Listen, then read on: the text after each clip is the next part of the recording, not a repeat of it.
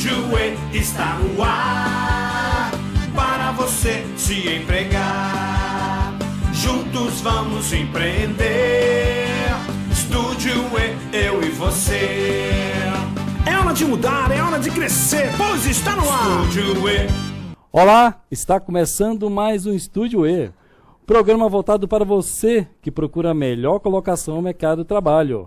Você quer mudar? Quer crescer? Vem com a gente!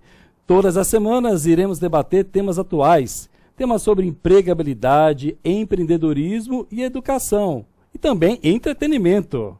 Meu nome é Yuri Santos. E eu, Beth Moura, vamos estar juntos. A sua participação é importante. Acesse agora Twitter, @programa Estúdio E e Facebook, Programa Estúdio E. E para o programa de hoje, iremos falar sobre políticas públicas para a educação profissional. E como convidado, temos aqui Douglas Gonçalves, jornalista. Tudo bom, Douglas Gonçalves? Tudo bem, Yuri? Tudo bem, Beth? Um abraço especial aos telespectadores. Um tema importantíssimo no programa é para que o nosso telespectador ou os seus telespectadores possam ficar mais bem informados num tema que eu julgo importante. Quando se fala de educação, a gente tem que parar tudo para prestar atenção, porque é um tema que nos envolve e, ao mesmo tempo, é carente num país emergente que é o Brasil. E hoje, no mundo globalizado, cada vez mais os países precisam de mão de obra qualificada. Você falou algo importante, qualificação. Nós estamos vivendo um momento de crise na Europa e muitos engenheiros acabam vindo, por exemplo, para o Brasil em busca de trabalho. E o número de engenheiros no Brasil, por exemplo, é muito pequeno se comparado à Europa. E com essa crise eles acabam vindo procurar um mercado de trabalho num país emergente, como eu falei no início, que é o Brasil. E aí os engenheiros daqui ficam reclamando, poxa vida, por que vem de fora? Por que a gente não consegue essa oportunidade? Porque falta para eles, por exemplo, essa qualificação. E eu estou falando de um engenheiro, uma categoria que necessita passar por um ensino superior para se qualificar. Que dirá, Yuri, Beth, dessas pessoas que não têm o mínimo de qualificação, por exemplo, na construção civil, como motorista? Nós estamos aqui vivendo um momento tão próspero na nossa cidade de Santos, que é o advento do pré-sal, onde várias empresas irão se instalar. Você precisa melhorar essa infraestrutura, falando de Santos. Muito rapidamente eu citei o Brasil e a cidade de Santos, onde está mais ou menos ligado a necessidade dessa qualificação profissional para que nós possamos acompanhar esse crescimento. Quando você fala de crescimento, você fala de uma geração de economia e de um crescimento de uma região. Algo que nós aqui na cidade de Santos estamos batalhando há muitos anos. E nós esperamos que isso de fato saia do papel. Mas sem qualificação, sem empreendedorismo, sem uma política que possa estar de fato sendo oferecida para essas pessoas, nós vamos ficar de braços cruzados vendo o navio passar. E não é isso que nós queremos, né? Douglas, pois não, Beth? você está me falando, você começou já falando da qualificação, já falando da importação da mão de obra de engenheiros, além disso falando da questão do operacional, que é a parte que muitas vezes a gente acha que não temos, né? Você falou da política saindo do papel. O que isso tem a ver com a política pública e educação? Me explica pra gente, a pessoa que está lá. Bom, vai começar agora outro programa político? Não vai começar de forma alguma, até porque o programa tem um outro aspecto, tem um aspecto informativo. E muitas vezes o programa político, que é feito no estúdio, como nós estamos, é um programa feito para que você ouça aquilo que os seus ouvidos querem. Mas muitas vezes nós precisamos ouvir aquilo que os nossos ouvidos não querem para que nós possamos refletir, aprimorar e transformar. Essa é a realidade. Quando a gente fala de políticas públicas, que pode ser política pública na educação, política pública na área de segurança, políticas públicas na saúde, por exemplo, são políticas que envolvem toda uma população. E muitas vezes a gente não observa esse envolvimento em nível nacional. Se você pegar estados da nação brasileira, que é única, como o Maranhão, como o Acre, e se comparar com São Paulo, você tem níveis tristes com relação à educação, por exemplo. Por quê? porque não existe uma política que esteja implementada para todo o país. Mas, apesar de você ter colocado o lado político, nós estamos num momento eleitoral, num ano eleitoral. E é justamente aí que nós devemos discutir essas políticas de fato, porque você pode observar, e os telespectadores observam, que todos os candidatos, seja em nível estadual ou federal, eles sempre falam do envolvimento, da importância da educação, do período integral nas escolas, dos cursos profissionalizantes. O governo federal fala agora do Pronatec, que teve início em 2011, mas, na realidade, é um projeto de médio, no meu entendimento, longo prazo. Então não adianta você falar de educação como uma frase de efeito e, se eleito, já colocar em prática em 2015. Não, isso tudo demanda de um processo. E esse processo precisa ser maturado, precisa ser implementado para que daqui a alguns anos, talvez 10, 15 anos, a gente possa ter o reflexo disso.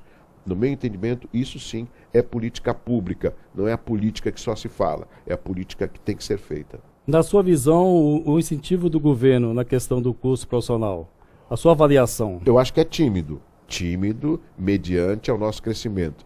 Muito rapidamente, nós somos até chacoteados por alguns analistas econômicos, falando que o nosso PIB, que é o Produto Interno Bruto, é um PIBinho, ou seja, é um crescimento tímido.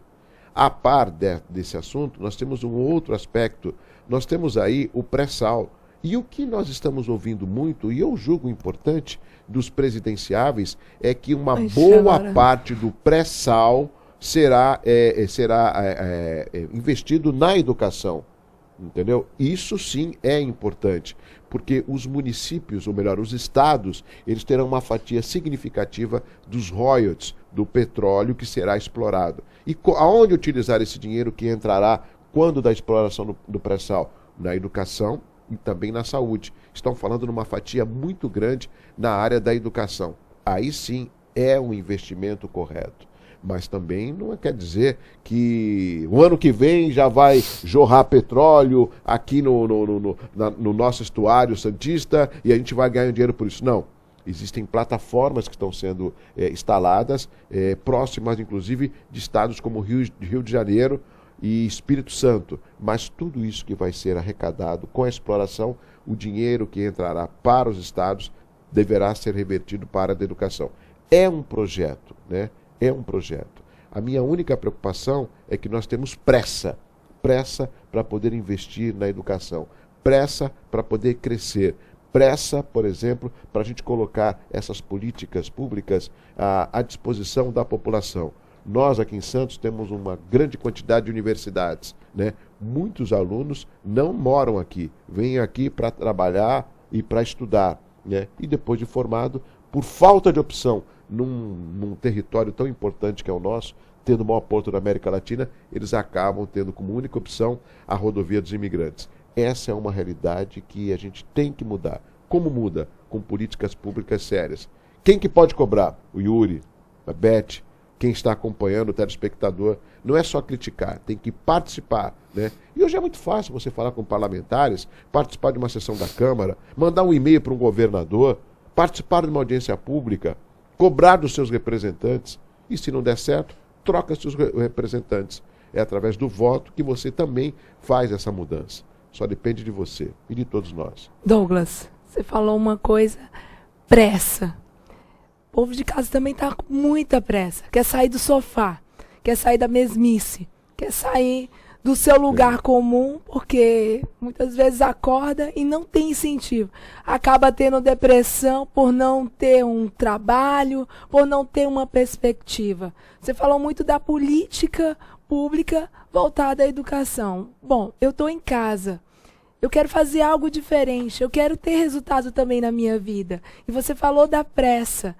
De que forma eu posso também ter pressa na minha vida? Como é que eu posso ingressar alguma coisa? Eu não sei fazer nada. Bom, em primeiro lugar, a pessoa tem que ter foco. Eu vou dar rapidamente aqui um testemunho. Tem um amigo que precisava de um emprego. Eu falei, olha, vou ver se eu consigo te ajudar. Eu conheço algumas pessoas. O que você quer fazer? Eu falei, não, qualquer coisa. Até motorista para mim tá bom. Aí eu falei assim para ele, poxa, qualquer coisa eu não vou estar te ajudando. De repente eu vou te dar qualquer coisa, como motorista, por exemplo. Aí você começa a trabalhar como motorista. Vamos passar aqui uns meses. E aí, tudo bem? Mais ou menos. O que foi? Estou trabalhando como motorista, mas não é o que eu queria. Então, em primeiro lugar, foco. O que você quer? Ir atrás do seu objetivo. Eu tenho 50 anos, eu sou radialista, sou jornalista, são profissões que eu amo fazer. Mas não foi fácil entrar no rádio, não foi fácil entrar na TV. Tudo demandou um pouco de paciência, de persistência e de foco. Enquanto eu não conseguisse isso, eu não ficaria sossegado, né? Então, em primeiro lugar, foco. Nós temos hoje a grande oportunidade de vários cursos que estão aí à disposição. Vocês têm cursos no Senai, vocês têm cursos do Via Rápida, você tem cursos que algumas empresas acabam até promovendo.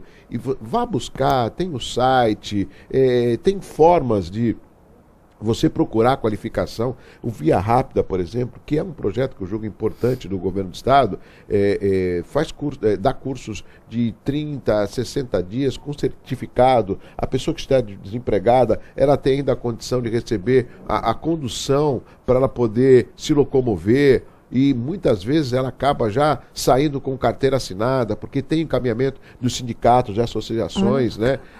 E tudo isso depende de um começo.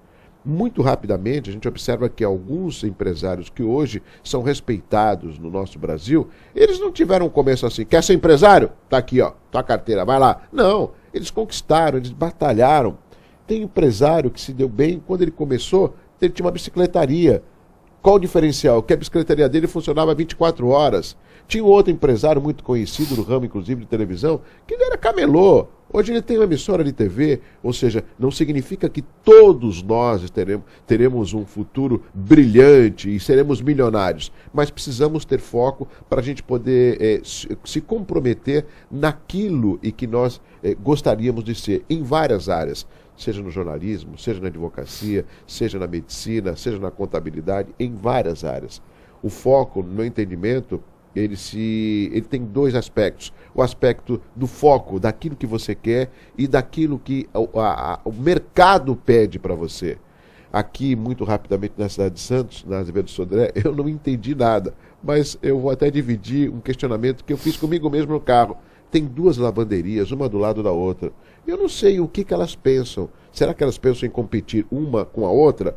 Eu não quero aqui criticar a iniciativa, mas se tem uma lavanderia aqui, então vou montar aqui um café, vou montar aqui uma farmácia, vou montar aqui um empório, alguma coisa para poder agregar com relação ao mercado de trabalho. Se tem um grande número de motoristas, por que eu tenho que fazer um curso para ser motorista? Vou me qualificar de uma outra forma, por exemplo. E muitas pessoas falam que não tem trabalho, falta trabalho. Na verdade, trabalho tem. O que falta é mão de obra qualificada. A qualificação, porque num mercado competitivo, Yuri, se você não tiver a qualificação, você fica para trás. E aí não adianta chorar. Por que o meu amigo conseguiu e eu não? Será que ele se preparou para isso? Ele apenas quis ocupar um emprego porque é o que tinha para o momento. A qualificação é fundamental. Ganha todos. Ganha empresa, ganha profissional, que muitas vezes é requisitado para outras empresas por causa da qualificação. É só se preparar. E o pessoal de casa que está nos assistindo, eles querem saber o incentivo do governo federal aqui, por exemplo, na Baixada Santista, cursos profissionalizantes. Como é que funciona? Eu comentei rapidamente do Pronatec. É um curso ainda está em fases de reconhecimento, né? Eu acho que existem também políticas para que na universidade, o ProUni, por exemplo, que eles possam ter uma ajuda do governo para poder estudar. Existem vários projetos incentivadores, mas eu ainda acho que eles são tímidos e não existe uma meta. Qual é a função do Pronatec? O que é esperado do Pronatec para daqui a 5, 10 anos? É um projeto, é um programa que de fato ele vai trazer resultados? Então falta essa discussão.